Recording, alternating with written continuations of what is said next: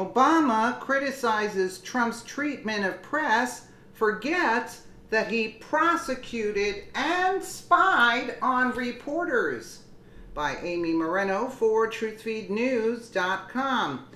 The hypocrisy from the left is wild. Do they listen to themselves? Do liberals have any internal checks and balances? If they did, they may be taken more seriously. But as it stands now, we have a failed former president who prosecuted and spied on reporters criticizing President Trump for saying bad things about the fake news.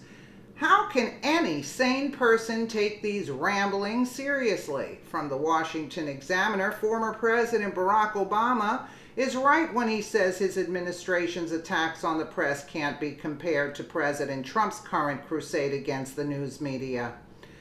The Obama White House was far worse for press freedoms. The former president spoke Friday afternoon at the University of Illinois at Urbana, Champaign, urging students to get involved in the November midterm elections. He dedicated a good deal of his address to drawing contrast between his administration and the administration of President Trump. It was the regular sort of material from Obama. There was a lot about optimism, hope, change, etc. Yeah, right. The real whopper of a lie didn't come until later in his address when he criticized Trump for routinely attacking the press. It shouldn't be Democratic or Republican to say that we don't threaten the freedom of the press because they say things or publish stories we don't like, the former president said. I complained plenty about Fox News, but you never heard me threaten to shut them down or call them enemies of the people. This is some grade A primo historical revisionism. When it comes to being anti-media, Trump only talks a big game, and boy does he talk. Obama, on the other hand, is a man of action. It's almost laughable.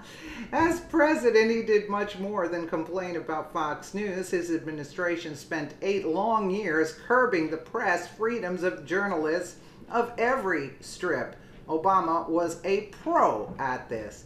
Trump's war against the press is indeed ugly and often over the top, but let that criticism come from someone who's not guilty of far worse. In 2009, for example, the Obama White House intentionally excluded Fox News' Chris Wallace from participating in a round of interviews pertaining to the president's push for health care reform. Later that same year, the administration officials tried to block Fox reporters from interviewing pay czar, quote, Kenneth Feinberg. The White House initially lied about this, and many in the press went along with it. It wasn't until 2011 that the public learned the truth of the Feinberg episode.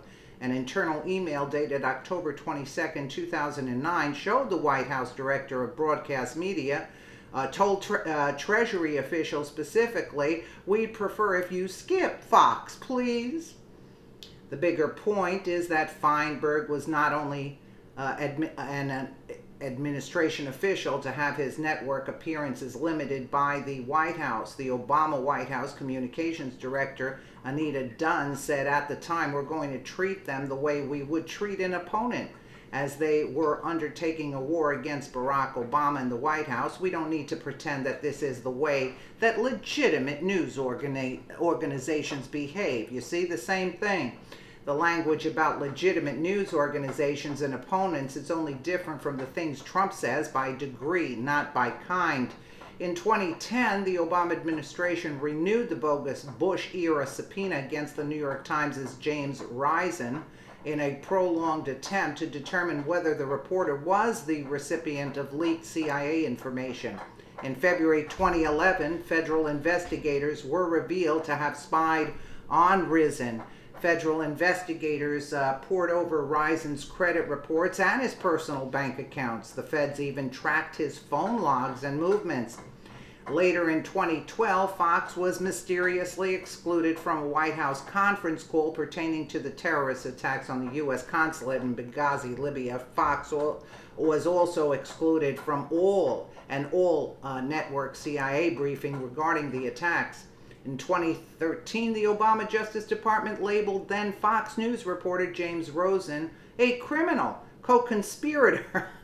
You see, under the Espionage Act of 1917, and all because the reporter used a State Department contractor as a source for a story. Rosen was also labeled a flight risk. The Justice Department seized the records of at least 5 phone lines connected to Fox News. The federal law enforcement agency even seized the phone records of Rosen's parents. The FBI also got a warrant to search Rosen's emails from 2010. You see, what criminality. In May of 2013, the Associated Press revealed that the Justice Department had secretly collected 2 months' worth of personal and work-related phone calls made by AP reporters and editors. Federal officials secretly obtained records on incoming and outgoing calls made by specific AP journalists as well as general news staff. The news group reported, potentially compromising many sources totally unrelated to the investigation. Federal investigators even collected data on calls made by AP reporters in House of Representatives press gallery. In 2014, the Obama administration set the record for denying the most Freedom of Information Act request of any administration. It topped this feat in 2015. There are only 2 actions that the Trump administration has taken that can be compared by the Obama-era war on the press. First, the Trump White House barred a CNN reporter in July from a Rose Garden event. Second, the Trump Justice Department seized electronic correspondences between New York Times reporter Ali Watkins and her ex-lover, former Senate Intelligence Committee aide James Wolfe. Other than the fact that Obama has an extraordinarily ugly legacy of anti-press behavior, he made some great points Friday. He never actually called the news media the enemy of the people. He and his lieutenants simply prosecuted and spied on reporters, all while claiming Fox is an opponent and not really a news station.